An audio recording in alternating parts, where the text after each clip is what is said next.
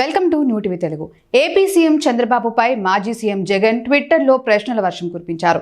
ఎన్నికలకు ముందు ఇచ్చిన హామీలను ఇప్పుడు అమలు చేయటం లేదని వ్యాఖ్యానించారు. రాష్ట్రం 14 లక్షల కోట్ల రూపాయల అప్పుల్లో ఉందని చెప్పడం ఎంతవరకు సమంజసమని ఫైర్ అయ్యారు. తల్లికి వందనం, రైతు భరోసా, ఫీజు రియంబర్స్మెంట్కు నిధులు లేవని విమర్శించారు. ఎన్నికల ముందు ఇచ్చిన వాగ్దానాల నుంచి తప్పించుకునేందుకు ప్రయత్నిస్తున్నారని వ్యాఖ్యానించారు.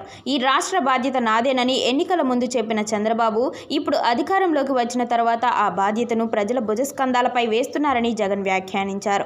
సంపద సృష్టిస్తానని చెప్పి అధికారంలోకి వచ్చాడు. ఎన్నికల ముందు చేసిన వాగ్దానాలను ఆయన విమర్శించారు. హామీలు ఇవ్వలేదు అని ఎన్నికల సమయంలో పదే పదే చెప్పారని అన్నారు.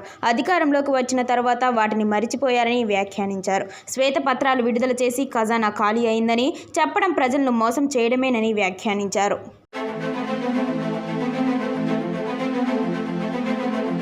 తల్లి బిడ్డలకు 15,000 రూపాయలు, రైతు భరోసా పథకం కింద 20,000 రూపాయలు, 18 ఏళ్లు నిండిన ప్రతి అక్కకు నెలకు 1,500 రూపాయలు, నిరుద్యోగ భృతి 3,000 రూపాయలు నిలిపివేశారు. విద్యార్థులకు ఫీజు రియంబర్స్మెంట్ బకాయిలు కూడా విడుదల కాలేదు. వసతి దీవెన, జీరో వడ్డీ పథకాలను ఎత్తివేశారని వ్యాఖ్యానించారు. వాలంటీర్లను మోసం చేశారు. చంద్రబాబుపై జగన్ పలు విమర్శలు చేశారు. పథకాలు అమలు చేయకపోవడంపై ఆగ్రహం వ్యక్తం చేశారు. ఇదంతా చంద్రబాబుకు తెలియదా అంటే తెలుసు, కానీ జగన్కు చంద్రబాబుకు ఉన్న తేడా ఇదే అంటున్నారు టీడీపీ నేతలు.